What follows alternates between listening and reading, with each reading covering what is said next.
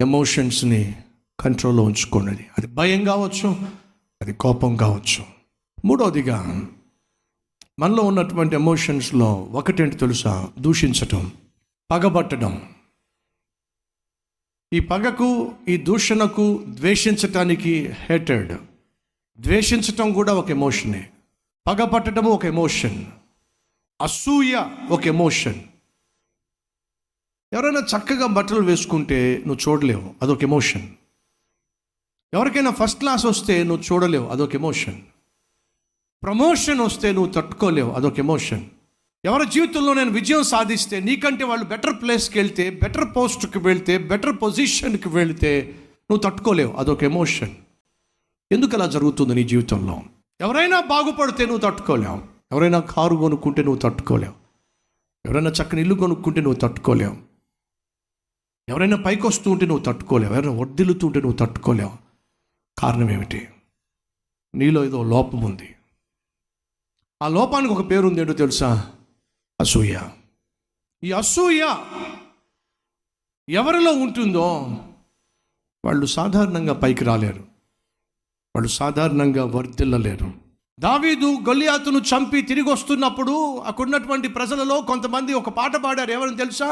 సౌలు వేల కొలిదిగా, దావీదు 10,000 కొలిదిగా శత్రువులను సంహరించిన హో అని పాట పాడుతూ ఉంటే సౌలు దావీదును చూశాడండి, విషపు చూపట. ఏమిటి అందరు నిన్ను పొగుడుతున్నారు? ఏమిటి అందరు నిన్ను మెచ్చుకుంటున్నారు? నాకంటే ఎక్కువగా నిన్ను మెచ్చుకుంటున్నారు ఏమిటి? నీ సంగతి చూస్తా, నీ అంతు చూస్తా. అసూయ. ఏమైందండి? దావీదు అంతకంతకు వర్ధిల్లాడు. అసూయ, ద్వేషము, పగ కలిగిన సౌలు అంతకంతకు పడిపోయాడండి. ఒక సమయం రానే వచ్చింది, దేవుడు వదిలిపెట్టేశాడు సౌలును, సమూయేలు వదిలిపెట్టేశాడు సౌలును, దావీదు వదిలిపెట్టేశాడు సౌలును. ఏమైంది? ఒంటరిగా యుద్ధానికి వెళ్ళి యుద్ధంలో ఓడిపోయాడండి. కలిగి ఉన్నదాన్ని పోగొట్టుకున్నాడు, కిరీటాన్ని పోగొట్టుకున్నాడు, కీర్తిని పోగొట్టుకున్నాడు, కుమారులను పోగొట్టుకున్నాడు, కుప్ప కూలిపోయాడు. అడ్రస్ లేకుండా యుద్ధ భూమిలో తను చంపేసుకున్నాడు. ఎవరో? సౌలు. అసూయను కంట్రోల్లో పెట్టుకోలేని వాడు. ఈరోజు మనలో ఎవరైనా అసూయతో సఫర్ అవుతున్నారా?